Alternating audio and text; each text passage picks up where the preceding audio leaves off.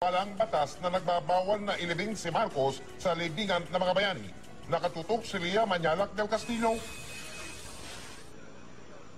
Sa botong 951, binasura ng Supreme Court ang petisyong pumipigil sa pagpapalibing sa dating Pangulo Ferdinand Marcos. Ibig sabihin, wala nang hadlang para ilibing ang dating diktador sa libingan ng mga bayani. Bagay na matagal nang ipinipilit ng pamilya Marcos pero hindi nangyari sa ilalim ng 5 nagdaang administrasyon.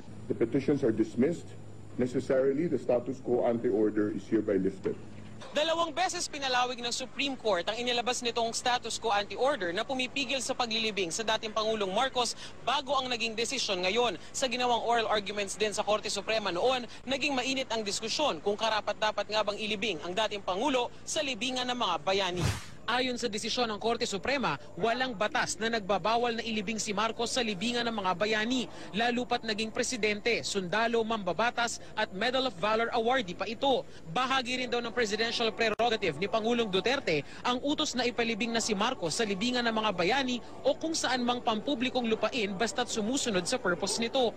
Hindi rin daw maituturing na dishonorably discharged si Marcos sa pagpapatalsik sa kanya ng EDSA People Power Revolution. Wala rin daw mga krimen kung saan nahatulan ng guilty si Marcos. Puro kasong sibil daw ang mga nakahain laban sa kanya sa ibang bansa. Si Associate Justice Diosdado Peralta ang sumulat ng desisyon. Kabilang sa siyam na pabor sa desisyon ni Peralta, sina Associate Justice Arturo Brion, Presbiterio Velasco Jr., Lucas Bersamin, Mariano del Castillo, Jose Perez, Teresita de Castro, Jose Mendoza at Estela Perlas Bernabe. Sabi ni Peralta, ang malinaw, hindi raw nahatulan si Marcos para sa anumang imoralidad. Hindi man daw masasabing ganap na mabuti si Marcos. Hindi rin daw maaaring sabihing masama siya, kundi isang taong nagkakamali lamang. Sabi naman ni Associate Justice Jose Perez sa kanyang concurring opinion, wala na rin daw galit ang sambayanan o national damnation kay dating Pangulong Marcos dahil sa malaking botong nakuha ng anak nito na si Senador Bongbong Marcos sa nakaraang eleksyon. Ayon naman kay Justice Jose Mendoza, hindi sinasabi ng Supreme Court na totoong karapat-dapat na mailibing si Marcos sa libingan ng mga bayani. Ang desisyon daw dito ay dapat nang ipaubaya sa diskresyon ng Pangulo. Nakikisimpatya rin daw ang korte sa mga nabiktima ng martial law pero hindi raw ibig sabihin nito na irere-write ng kanilang desisyon ang kasaysayan.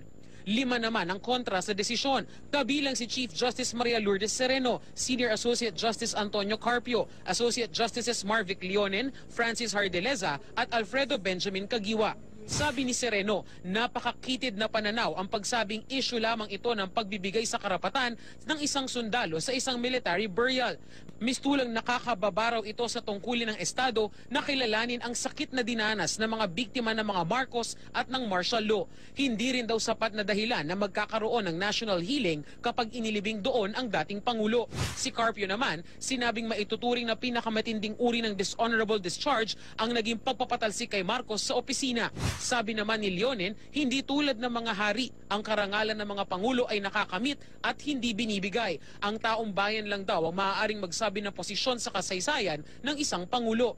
Hindi raw act of national healing ang paglibing kay Marcos, kundi paglimot sa ating kahihiyan. Nag-inhibit sa deliberasyon at botohan si Associate Justice Bienvenido Reyes dahil classmate niya sa San Beda College of Law, si Duterte. Lia Manyalak del Castillo, nakatutok, 24 oras. Ipinagbunyi ng pamilya Marcos at kanilang mga taga-suporta ang desisyon ng Korte Suprema na bigyan ng hero's burial ang dating Pangulo. Ang isa sa mga taga-suporta, hinimatay pa. Mula sa Maynila, nagbabalik si Lia Manyalak del Castillo. Lia. Mel, tuwang-tuwa nga ang mga Marcos loyalists at supporters sa naging desisyon ng Korte Suprema na pumapayag na mailibing ang dating Pangulo sa libingan ng mga bayani. Nagdiwang at nagdisal sila rito kanina.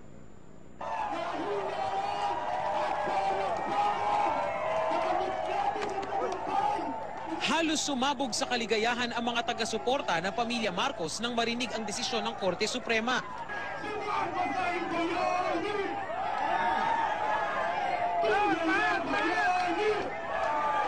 Ang ilan naman napakanta pa sa tuwa.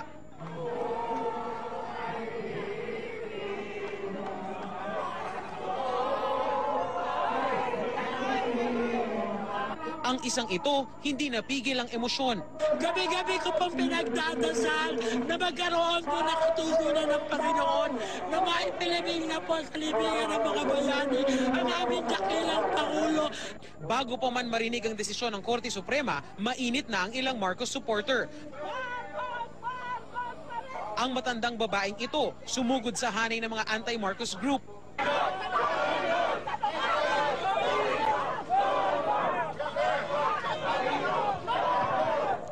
Sa tindi na kanyang emosyon,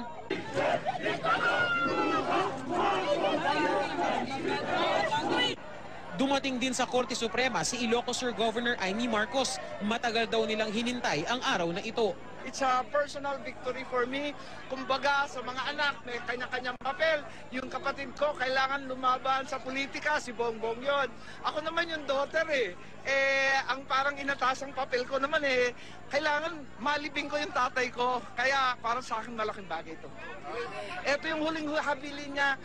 Minsan di ko maintindi kung bakit kailangan pa sa libingan. Ano ba naman, marami naman libingan dyan. Andyan naman ang Ilocos, kaya laki-laki. Subalit, sundalo yung tatay ko Natanong si Governor Marcos kung ano ang masasabi nila sa mga komento ng mga kontra sa paglilibing sa kanyang ama sa libingan ng mga bayani. Pero sabi niya, ayoko na mag-comment kasi happy-happy ako.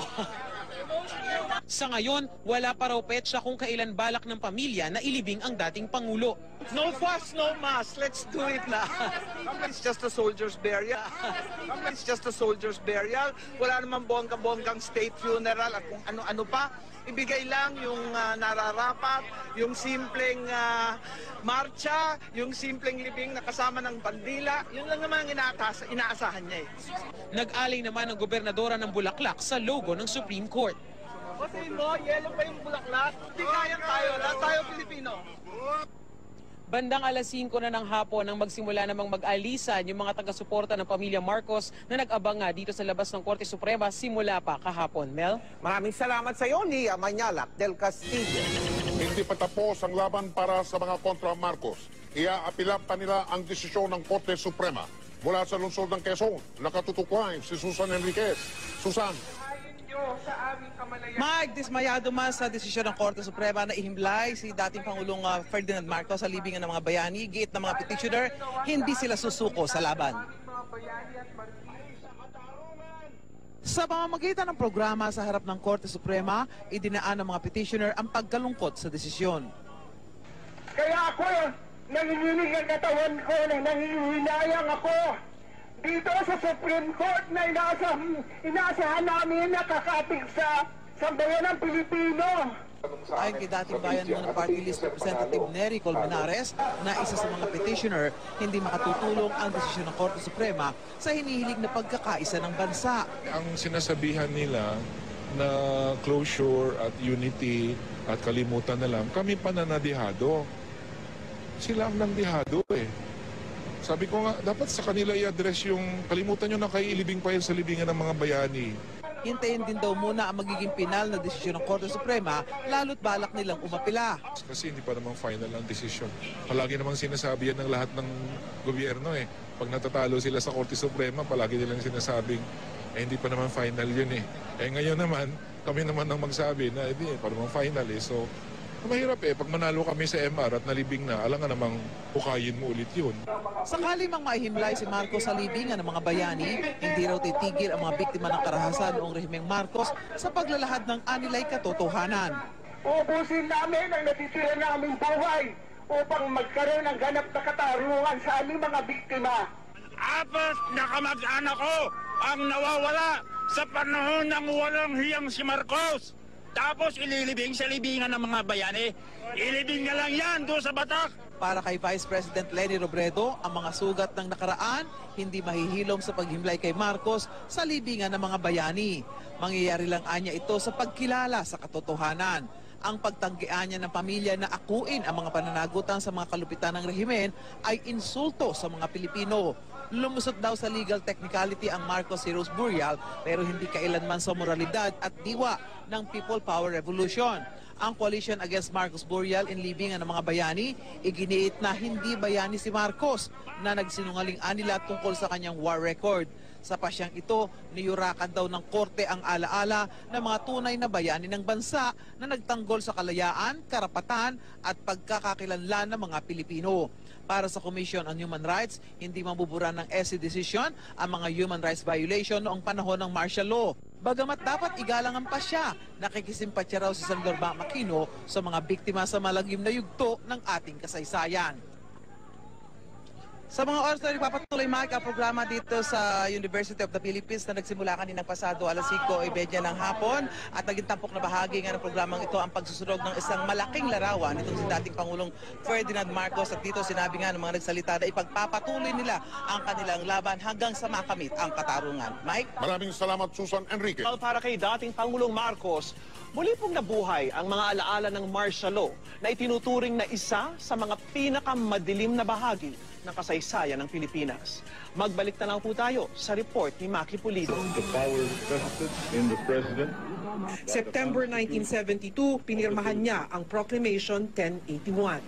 The proclamation of martial law is not a military takeover. Sa loob ng halos isang dekada, ang mga salita ni Marcos ang naging batas sa Pilipinas. Isinara ang Kongreso pati Korte Suprema noon, sinasabing sunod-sunuran kay Marcos. Nagkaroon noon ng kapangyarihan si Marcos para kontrolin ang iba't ibang sangay ng gobyerno. Yugtong itinuturing na isa sa pinakamalagim na bahagi ng kasaysayan ng bansa. Base sa datos na nakalat ng GMA News Research, mahigit 3,200 ang mga biktima ng extrajudicial killings noong rehimeng Marcos. Libo-libo pa ang tinorture, ikinulong, nawala. Hindi rin nagkaroon ng kalayaang magpahayag ang mga tao, maging ang mga media. Nasa 10 bilyong dolyar ang sinasabing kinamkam noon ng mga Marcos. Pero matapos ang mahigit 2 dekadang diktatorya, napatalsik sa pwesto si Marcos sa 1986 EDSA People Power Revolution na nagluklok sa Malacanang sa byuda ni dating Senador Ninoy Aquino na si Cory Aquino. And consecrate myself to the service of the nation. To the service of the nation, so help me God. Kasunod nito na exile sa Hawaii ang mga Marcos. Dala ni Marcos ang sakit niyang systemic lupus erythematosus na pinalala pa ng kanyang diabetes. Sa Hawaii na siya sumailalim sa iba't ibang operasyon at kidney dialysis. September 28, 1989, namatay ang dating Pangulo dahil sa heart, kidney at lung failure. 1993, pinayagan ng Administrasyong Ramos na makabalik sa Pilipinas ang mga Marcos kasama ang labi ng dating Pangulo. Ang labi ng diktador nakahimlay sa air-condition na musileo sa Batak. At matapos ang 23 taon, matutupad na ang gusto ng pamilya Marcos na ilibing ang dating Pangulo sa libingan ng mga bayani sa bisa ng desisyon ng Korte Suprema. Maki Pulido, nakatutok, 24 oras. Kinikilala ng Malacanang ang desisyon ng Korte Suprema kaugnay ng Heroes Burial para kay dating Pangulong Ferdinand Marcos. May kapangyarihan daw ang Korte Suprema bilang pinakahuling tagapagpasya sa anumang isyong legal. Umaasa ang palasyo na sa desisyong ito ng Korte, matutuldukan ng isyu tungkol sa pagpapalibing sa dating Pangulo at magpapatuloy na rin ang pag-usad sa pagbuo ng isang bansang payapa at patas sa lahat.